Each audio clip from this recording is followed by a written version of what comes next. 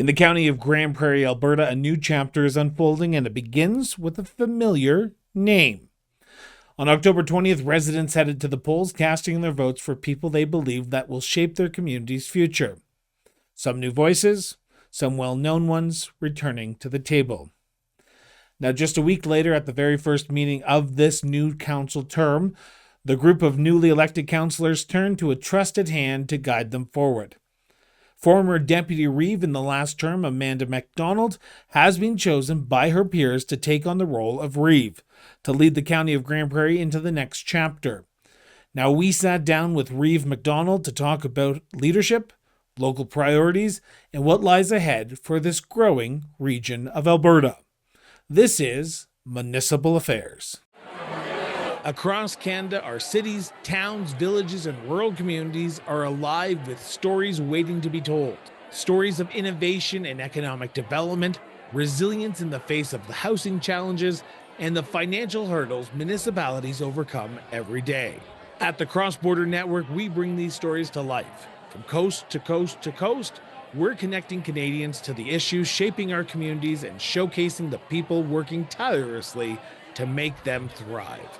With your support, we can expand our reach, amplify more voices, and shine a light on the challenges and triumphs of municipal life. For as little as $3.99 a month, you can help us grow and continue sharing the stories that matter most. Join us today and be part of this important mission.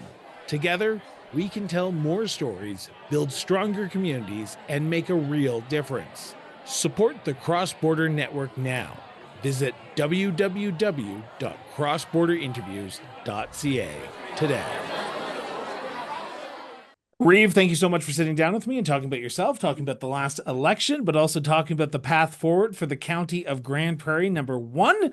So I want to start by congratulating you on your acclamation, but also your appointment as Reeve of the County of Grande Prairie. How does it feel?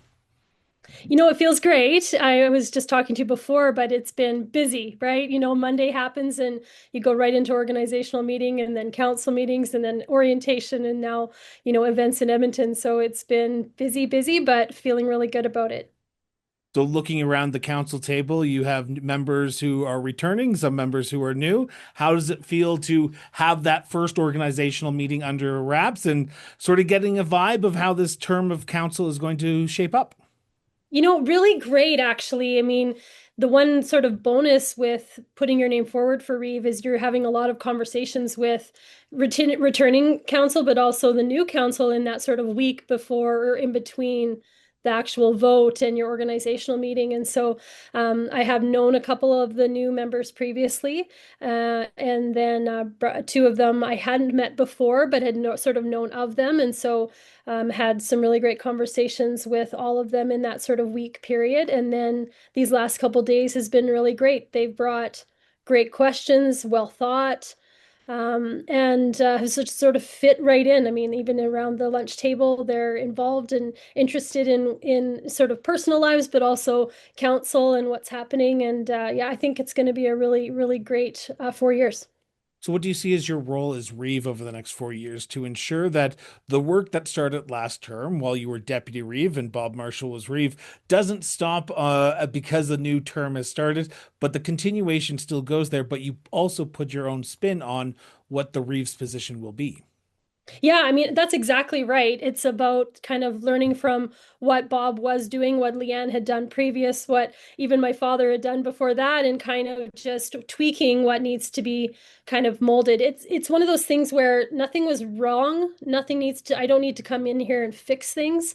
It's a matter of what was working, what needs to be tweaked, and how to incorporate the new ideas that are coming from the new members to council and what they need to be successful. So really great conversations already. Even we had the presentation orientation with George Cuff yesterday, and he's such a great presenter and what a card of a guy.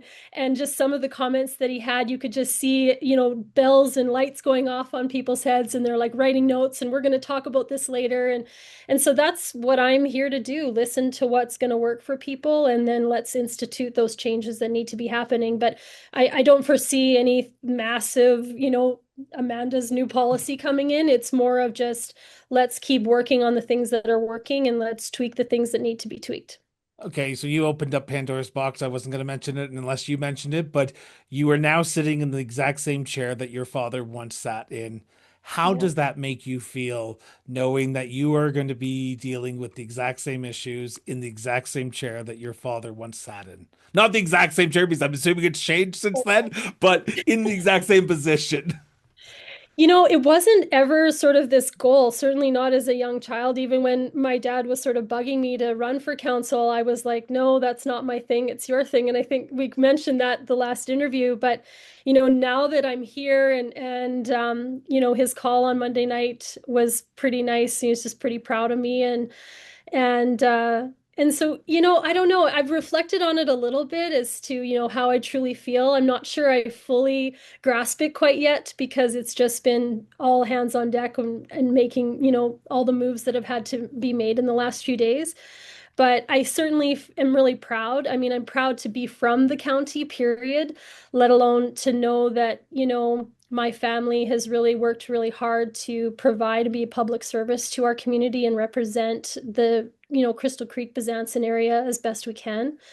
And it's one of those things where, in my family, it has been always about, giving back, being part of the community, and working hard for your people around you, and knowing that everybody finds their own way to do that is exciting, but kind of having this run with alongside my dad is kind of special. And we were thinking about it the other day and wondering, how many father-daughter Reeves are out there, and we're probably not very many of us. So it's definitely exciting, and I look forward to probably once everything's all finished, we'll look back and really see how kind of special it was. Well, the initial follow-up question to that is any of your children going, oh heck no? Or maybe that mom and grandpa have now been Reeve. Maybe I can be Reeve in a few years' time as well. It's funny you mentioned that. I have my youngest son is away at university, and so he's, super proud, and we've texted back and forth, but he's swimming and he's busy, so he's not even thinking about that kind of stuff and going into environment.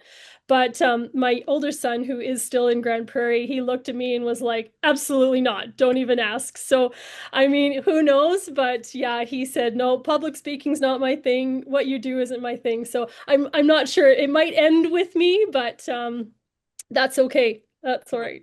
If I've learned one thing from James Bond, never say die, so never say never to any any of that. So I want to turn to the issues because while you were acclaimed in your own district this term, I can imagine you didn't stop listening to people during that time, and that would shape how you were going to approach this term of office.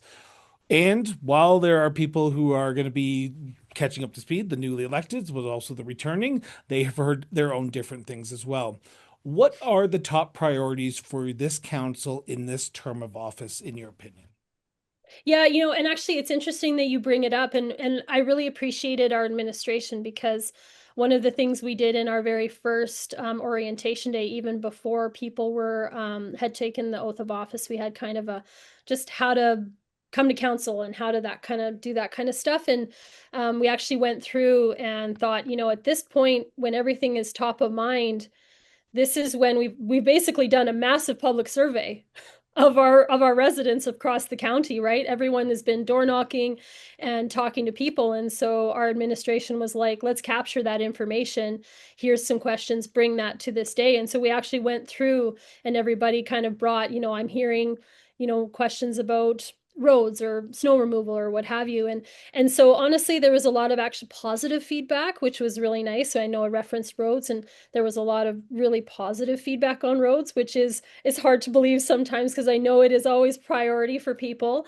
But that was really nice. And I think, even though there's some tweaks to be made there, it's nice to pass along those positives as well. I think in general, we do still have some advocacy work that we've been trying to work on with 40X and with electricity distribution charges. Those are two really, really big advocacy things that we've been working on as a previous council that we don't really have any solutions yet. So we need to make sure that one is funded, and then two, we get some headway on distribution fair distribution through the province. So we're still going to work on that as far as council. And I think the rest of it was lots of support for non-for-profits. We know that, their fees are just continuing to increase, insurance and that kind of thing. And so we know that they're super important to us as a municipality, and so wanting to support them and continue that work has definitely come out, and lots of people wanting us to maintain that level of service. And honestly, that it was really positive. We were kind of, by the third time, everyone was like, I heard great things. We're like, okay, stop. What is going on here? So again, I think there's still, like you said, work to be done, but I think we're in a really good position, and we have people who are willing to listen and make sort of educated and fair decisions. So it sounds like, well, everything is Pollyanna. I'm going to be a little bit of a pessimist here for you, if you don't mind. While roads are going to be an issue, which while people are saying they're great, there's always work you can do better. People will always say distribution fees, especially in that area of Alberta, is too high. That is not something that you can change overnight as a municipality, as a county. That is something that the province has to work with the energy companies to set.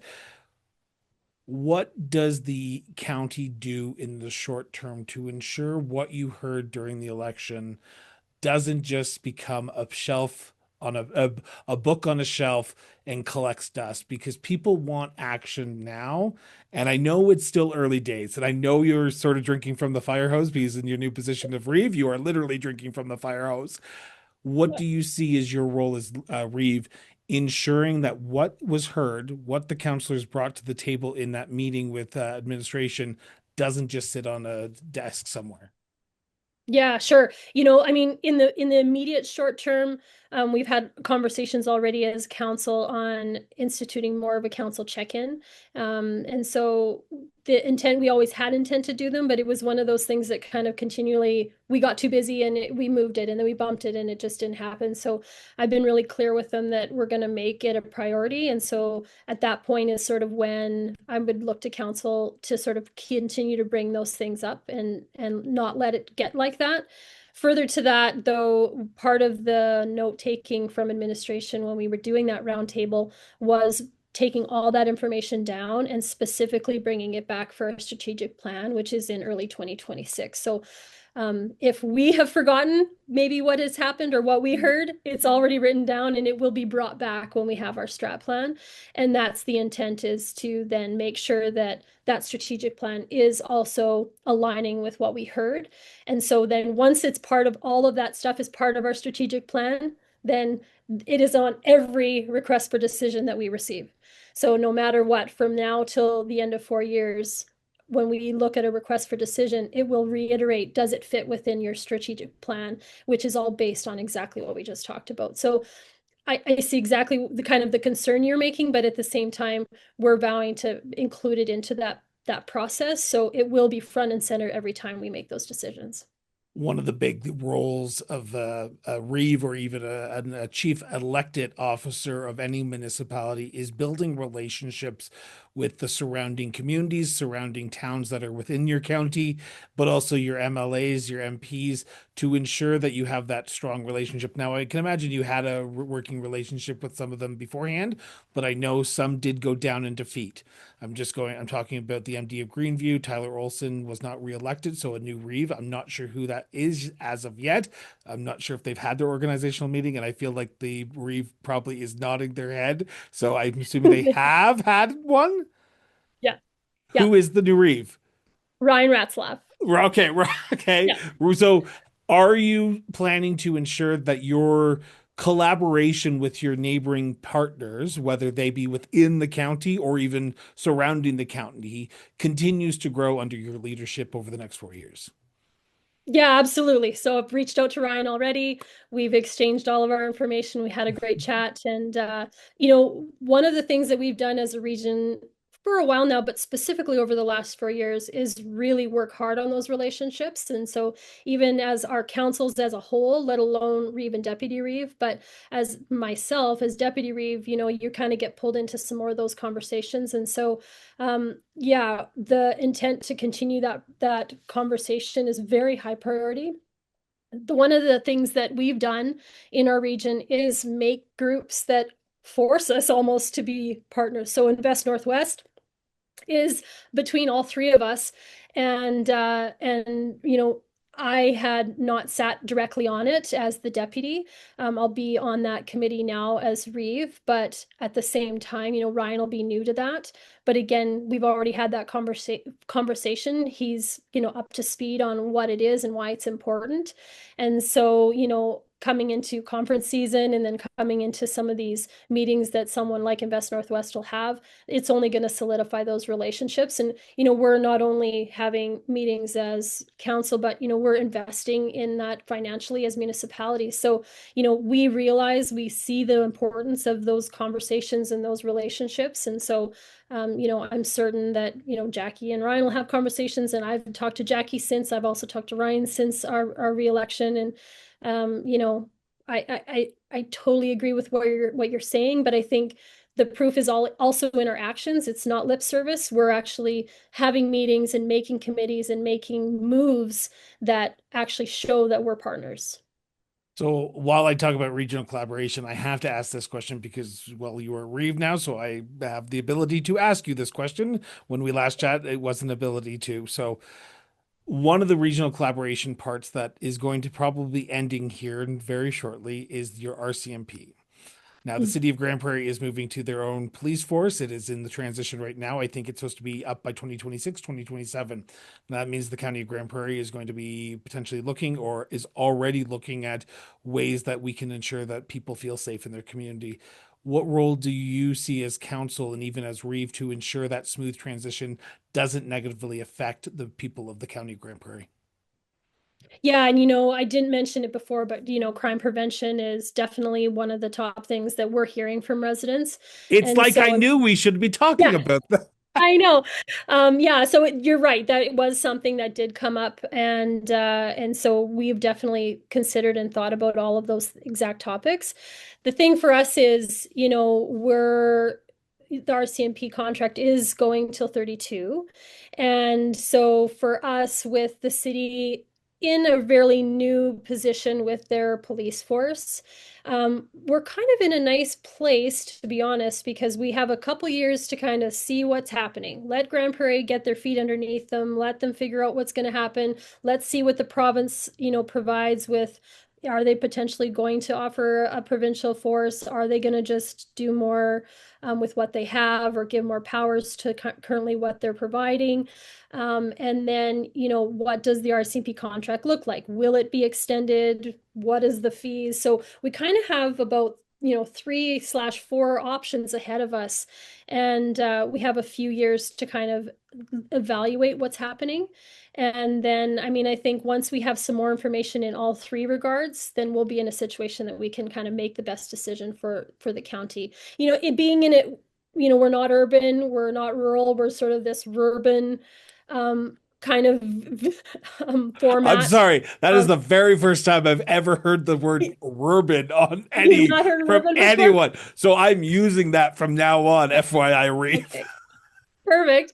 But that's sort of how we see ourselves. We have a really kind of urban center that's around the city of Grande Prairie, but then as you get out, it gets very, very rural. And so, we have to balance those needs. And so, we have the urban issues that come with population that is, high and close to one another, but we have the same issues or different issues that are in the more rural, spaced out spaces. And so we have to kind of balance that. And, it might be a little bit of everything. And like I said, I'm not trying to sort of not answer your question, but at the same time, I really feel like we need to see how the city manages, what the province is going to provide, what happens with the RCMP contract.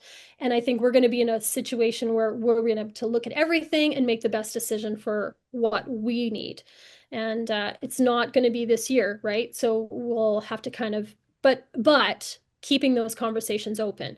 So, usually when we go to RMA, we meet with the RCMP, we're having those conversations. We are continually to meet with Ellis and his ministry and having those conversations with him. And we're going to continue to talk to the city and see how their process is going. And then we'll be able to make that evaluation. I know that you said 2032 is when the official changeover is expected to happen, but I can tell you 2032 is right around the corner because it seems like everything is going by a lot quicker than it used to, and that's just age and time, I guess. But good luck in the next 7 years because that's a term and a half, if you ask me. Um, but I want to turn to one topic that I think is on everyone's mind right now, and that is something that all municipalities will have to do by the end of this year, and that is the budget. Budget is Mm. the toughest time for a lot of municipalities, especially with rural municipalities right now, with everything that's going on globally. The County of Grande Prairie is relatively a oil and gas, but also an agricultural community, and everything that's going on with their tariffs on grain, tariffs on canola, with yellow peas. What do you see as your role as Reeve and this council in ensuring that the tax burden that the municipality puts onto the people through property taxes isn't as bad as it could be because of the challenges that we're facing globally right now? Yeah, what we did have a really great presentation through the Chamber of Commerce and their Small Business Week, and they did an agriculture focus presentation, which was really good, and some of the conversations coming out of there, and maybe some changes that are coming. So we'll see if that actually comes to fruition. But regardless, our staff, and we've had some general conversations from our financial developer, or our financial group, and they work really hard to bring balanced budgets to us. And we're going into, capital grants next week and business cases and all that stuff. And I think it'll be a challenge for, new council and old council alike to kind of, toe that line. What are we doing it just because we've always done it? Is it actually giving us what we want out of as results? And so we're gonna have to ask those questions of ourselves and of the presenters who are asking for money from us in this budget cycle. And we Is it going to we be always tough? go in. Yeah, I haven't heard otherwise, so I think it's going to be the normal amount of tough. I don't want to, say that Rob, our general manager Bob Bertui, who works for us, doesn't have a hard job. He absolutely does.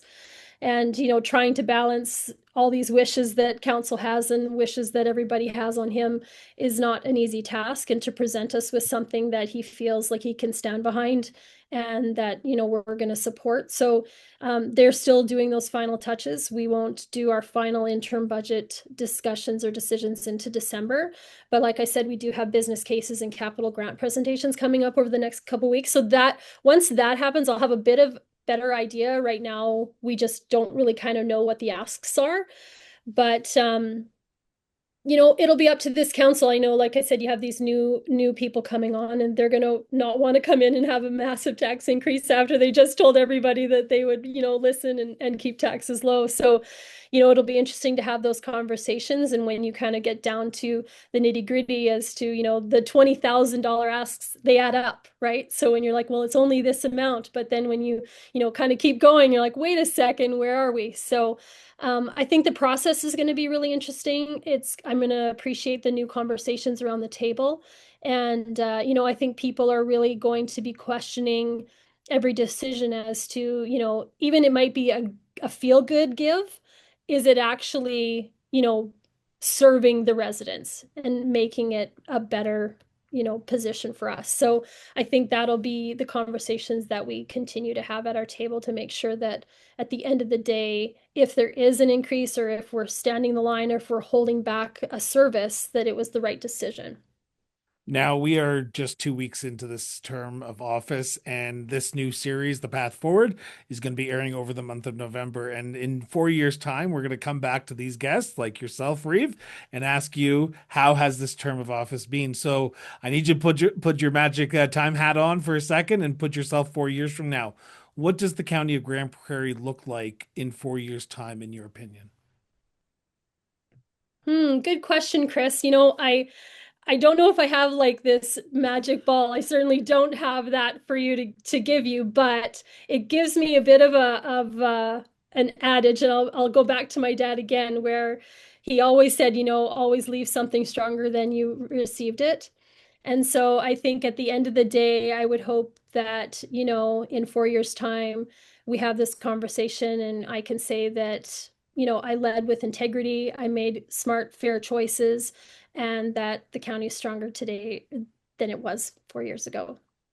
Well, I look forward to seeing this unfold over the next 4 years, because I can imagine it will be stronger 4 years from now, from when we are talking right now, because I've met you twice now, and I feel like you are the person that needs to lead this county forward. So thank you so much, Reeve, for spending time with us. And I look forward to us connecting at RMA a little bit later on this month, but also in the next few years, because I will be probably asking you questions throughout those next 4 years. So thank you so much for this initial conversation, Reeve. Thank you so much. Thank you, Chris. Look forward to it. Thank you so much for tuning in for another episode of Municipal Affairs. Now, we hope you've enjoyed today's conversation and gained some valuable insights into this upcoming Alberta municipal term. Now, your support means the world to us. If you haven't already, be sure to hit that subscribe button on your favorite podcast platform, or if you're watching this on YouTube, hit that subscribe button now. Also, if you want to learn more about the communities and the people that we feature on this show and our sister shows, visit us online at crossbordernetwork.ca.